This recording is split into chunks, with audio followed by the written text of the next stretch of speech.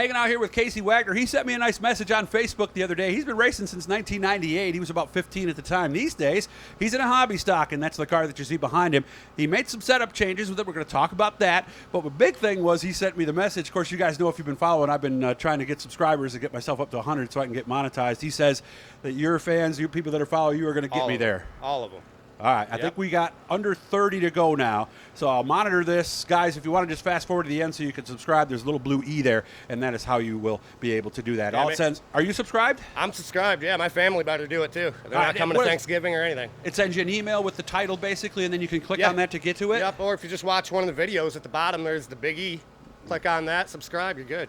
Man, he's good, isn't he? You did a nice job. I did it. I've watched every one of them. It's pretty interesting, too. You get to see a bunch of drivers you don't know anything about or what they look like or anything. And then, you know, as a fan, you're like, oh, I didn't realize that Matt Farnham looked like that or whoever, you know? Or that he used to race, or the guy used to race micro sprints. Right. Or he's only 3 years into it. So, all right, well, what's your story? You started at 15. What you started So, yeah, when I was a kid, my dad raced my whole life here.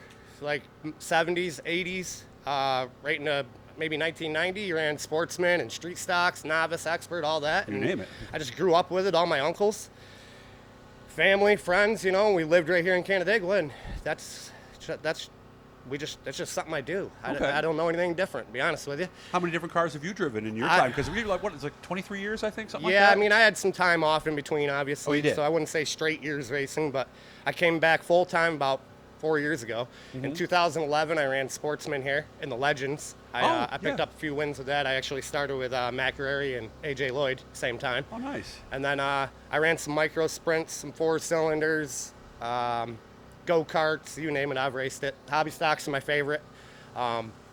This car, I run this for Kyle Lloyd, Lloyd's Racing, and we got a good team going, and, you know, we're working on it. A lot of people are kind of putting a lot of stock in hobby stocks, but we added them here now with heats and stuff. I know some other tracks are thinking about. What do you think? Is that the next affordable, or maybe the last affordable division there is?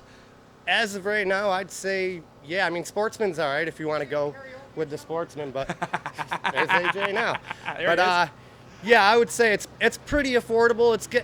What happens is you have a hobby stock like with the street stocks, and then a few years down the road, they start making rule changes, and that ends up being a street stock, and those will end up being pro stocks, and we'll fight for hobby stock again. You know, the people. Well, look at the street stocks here. They're 500 horse. Those started out as this. Yeah. You know, so but this is the class. It's mostly stock suspension and you know, the points that they mount. Yeah, and shock points or stock and stuff all like that. Right? So I mean, you run like a racing spring, but it's still a stock height or dimension. So. Yeah, do you mind me asking this? And if you don't want to answer it, it's okay. Yep. What do you think the low to the high would be on cost for these hobby stocks? You can, so a high end, 12 grand, race ready. That's high? You know, probably, yeah. Wow. Yep. I was expecting a bigger number than that. The average probably 7,500 for a race ready one. I'm not going to say that's a winning car, but you can get out there. Yeah, you can get a roller for $1,200, you know, and then drivetrain and everything. It costs a little bit, but it's the cheapest way to go. Probably wouldn't be a bad idea for somebody getting started, because the race car is a small percentage of what you need. I mean, your trailer, we got tools, we got extra strings, we got a hauler, you got a suit, you got a helmet. Right. It's 30% maybe, right? There's a lot of extra stuff that you put into it. You need a shop. Yeah, I mean, you can work outside, but but a shop's nice. Jacks. Nice helmet's not cheap. My helmet was $1,000. Yeah, you know, I mean, you don't have to do that. I went big this year. 500 is about the minimum I think you should probably go. But so I don't think the people in the grandstands know that, do they? A lot of people don't. My family, they do, because they help out a lot. Well, they've been so around I'll it say, too. hey, Grandma, I need a helmet, or Uncle Dave, I need this. So, but yeah, the grandstands, a lot of people don't. I mean, a lot that come in here, they understand, but you know, you get your few that don't come.